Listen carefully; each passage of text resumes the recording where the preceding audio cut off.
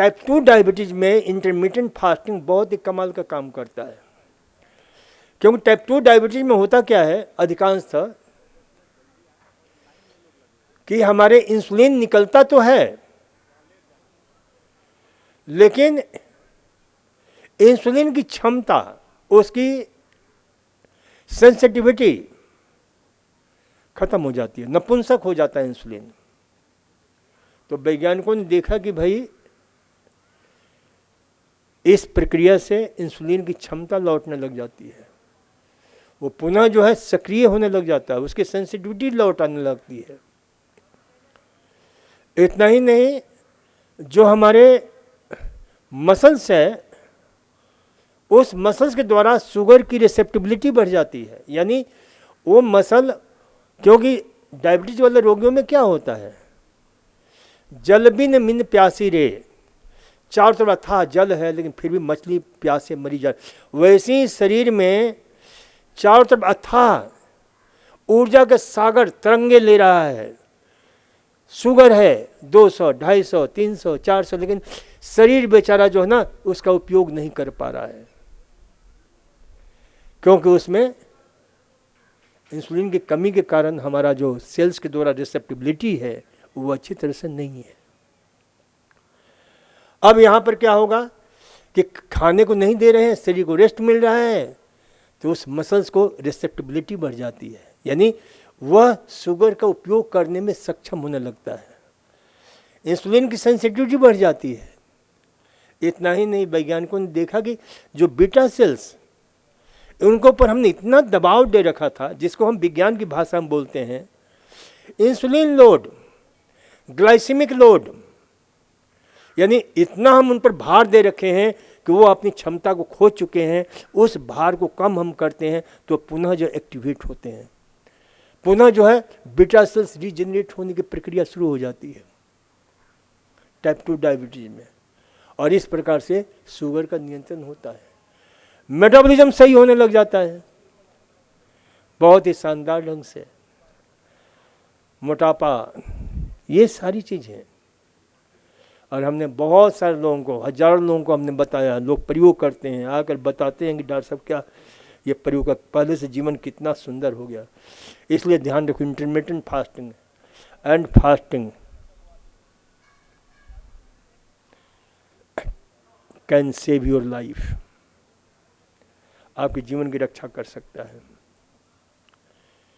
तो ये दुई भुजाना सन्मुत्री 6 बार कम से कम जो है ना, 6 बार कम से कम दिन भर में पेशाब, ज़्यादा पेशाब भी हानिकारक होते जाना और कम भी हानिकारक है। तो इसलिए उस वैज्ञानिक ने कितनी सूक्ष्म पैनी दृष्टि से एक एक चीज़ का इतना गहन अध्ययन करके कि 6 बार पेशाब, 6 बार से ज़्यादा पेशाब पॉलीयूरिया, कम पेशाब ओलिगोयूरिया, और ये दोनों इंडिकेशन है कि आपके शरीर की या तो दिमाग की एक खास प्रकार के हार्मोन से ADH जो गड़बड़ हो रहा है, एंटी डाययूरेटिक हार्मोन जिसको तो इसलिए जो है ध्यान रखा करो, या जो है डायबिटीज इंसिपाइडस है या डायबिटीज मेलाइटस है, या जो है ब्लैडर की गड़बड़ी हो रही है। यदि इससे ज़्यादा पेशाब आप जाते हो, बार बार जाते हो, तो ये जो है ना उन्होंने हमारे वैज्ञानिकों ने सन्मुत्री 6 बार और 2 बार पैखाना। ध्यान रखो, पैखाने के विषय में लोगों को ज्ञान नहीं है। कई लोग ऐसा सोचते हैं कि मेरे को कब्जी कब्जी कब्जी कब्जी। अब यहाँ भी बहुत सारे लोग आते हैं, यहाँ खाना हम कम कर देते हैं, वो सोचते हैं कि जो भी हम खाना खाए हैं वो सारा का सारा पेट से निकल जाए तो कब्जी नहीं होगा। अरे जो खाना खाओगे सारा का सारा निकल जाएगा तो आपके शरीर का निर्माण कैसे होगा?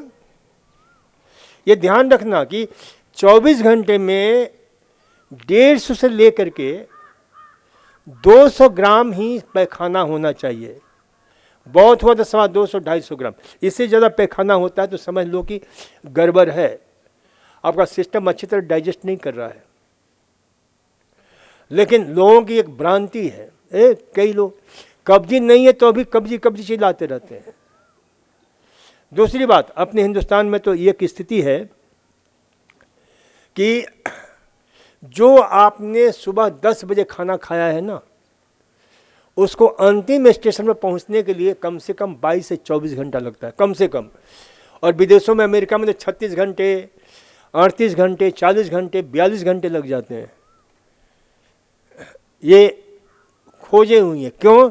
तो वहाँ पर ज़्यादा, अब थोड़ा सा वहाँ खाने का आधार सुधरा है, फाइबरस फूड खा रहे हैं लोग, लेकिन हमारे यहाँ एक फाइबरस फूड खाने की आदत रही है।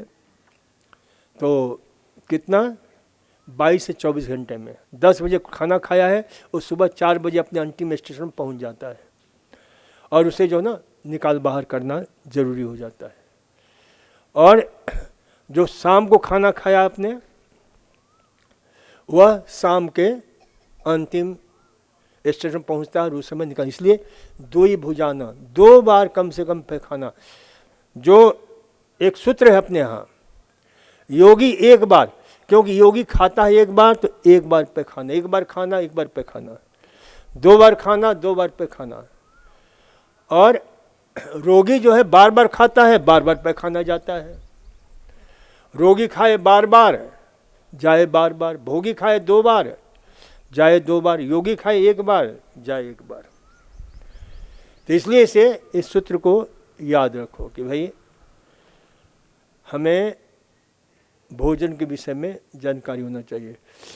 तो भोजन में जो है 2 बार खाते हो, 2 बार जाओ, ये विज्ञान सम्मत बात है। और नहीं, ज़्यादा देर तक वही पैखाना रुकता है तो फिर 1 नहीं 2 नहीं, जितनी बीमारियां हैं सारी बीमारियों को आमंत्रित करता है। क्योंकि ये पैखाना यदि रुक गया, पैखाना साफ नहीं हुआ, तो फिर क्या होगा कि वहाँ पर बहुत सारे पैथोजेंस पैदा होते हैं, बीमार पैदा करने वाले बैक्टीरिया पैदा होते हैं, और फिर एक सिलसिला शुरू हो जाता है बीमारी का। जो भी अच्छी चीज़ भी खाते हो उसको जहर में बदल देते हैं। ये सबसे बड़ी उनकी जो है ना खतरनाक काम होता है। University of California, Los Angeles के वैज्ञानिकों ने इस सत्य पर पर्दा उठाया, क्योंकि वो लोग मानते ही नहीं थे कि पेट की बीमारी सारे रोगों का कारण हो सकता है। लेकिन अब उन्होंने सिद्ध कर दिया है कि नहीं, पेट स्वस्थ तो आप स्वस्थ, पेट बीमार तो आप बीमार। तो इसलिए पेट को स्वस्थ रखना बहुत जरूरी है।